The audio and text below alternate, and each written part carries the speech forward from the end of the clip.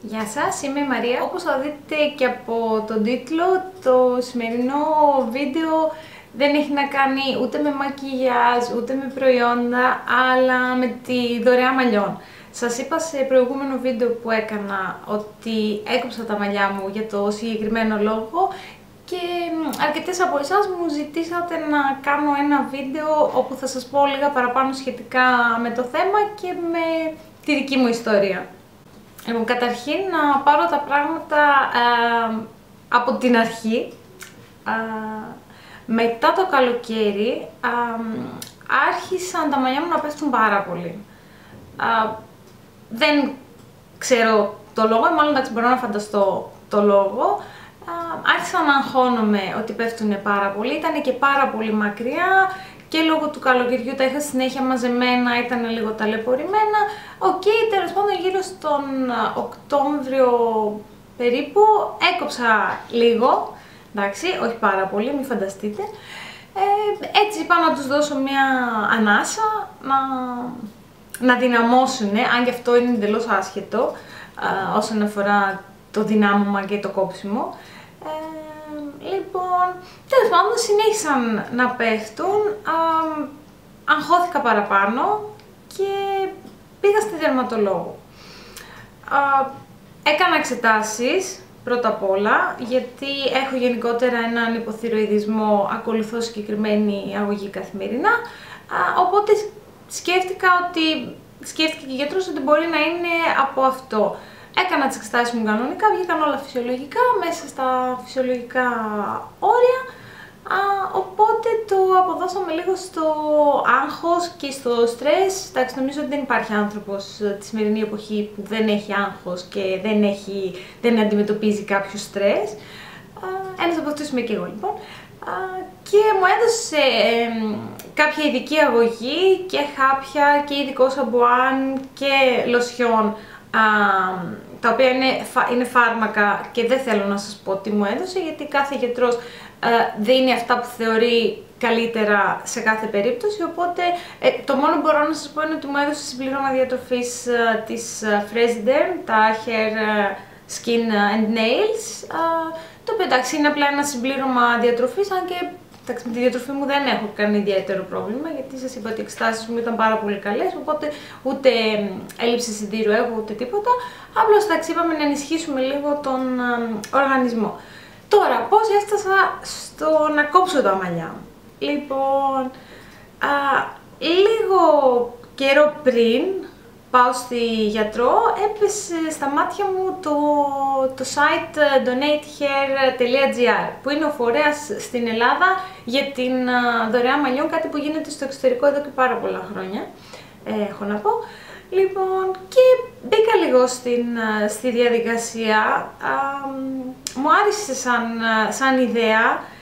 Να σας πω ότι στο παρελθόν, όταν ήμουνα στο γυμνάσιο, μπορεί και στο δημοτικό, που είχα μακριά μαλλιά, μου είχαν ζητήσει να μου τα κόψουν και να μου δώσουν τότε 150.000 δραχμές. Αστρονομικό ποσό για ένα παιδάκι εκείνη την εποχή. Φυσικά είπα όχι, γιατί δεν μπορούσα να αποχωριστώ τα μαλλιά μου για κανένα χρηματικό ποσό, αλλά τώρα πήρα την απόφαση, επειδή είναι για καλό σκοπό.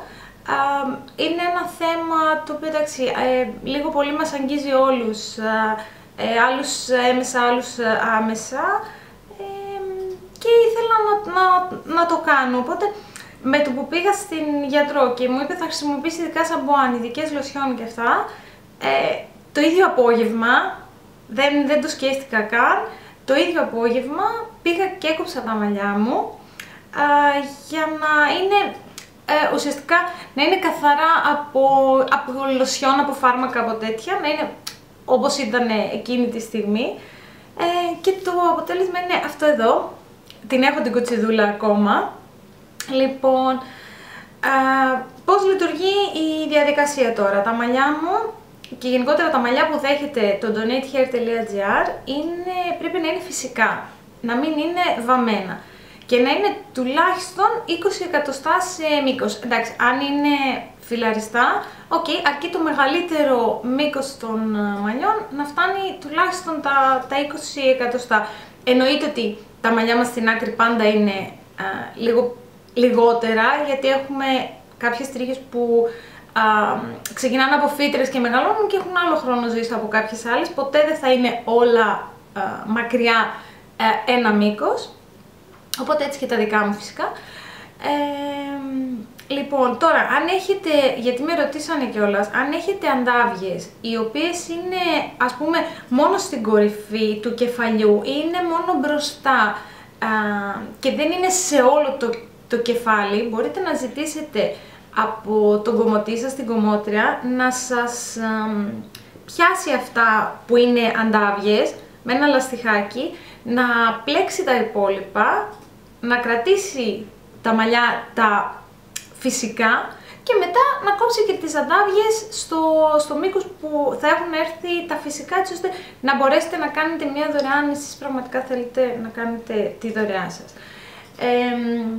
Τώρα, υπάρχουν κάποια συνεργαζόμενα κομμωτήρια σε όλη την Ελλάδα, τα οποία κουρεύουν δωρεάν.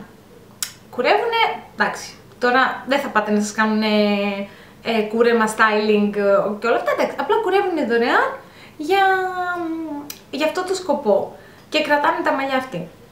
Λοιπόν, τώρα, εγώ επειδή κουρεύτηκα σε δικό μου κομμωτήριο, μάλιστα ήταν ένα από τα κομμωτήρια στα οποία δεν είχα ξαναπάει, γιατί δεν ήθελα να πάω σε κάποιο γνωστό μου, επειδή ξέρουν όλοι οι φίλοι μου, οι γνωστοί μου, την τρέλα που έχω, ναι, γιατί η τρέλα δεν φεύγει, με τα μαλλιά μου. Ήμουν τόσο αποφασισμένη που δεν ήθελα σε καμία περίπτωση να έχω αμφιβολίες και δεύτερες σκέψεις. Είπα θα το κάνω και τέλος. Λοιπόν, και τώρα έχω επικοινωνήσει με το donatehair.gr. Είναι ένας νεοσύστατος οργανισμός και ακόμα έχουν κάποια νομικά θέματα.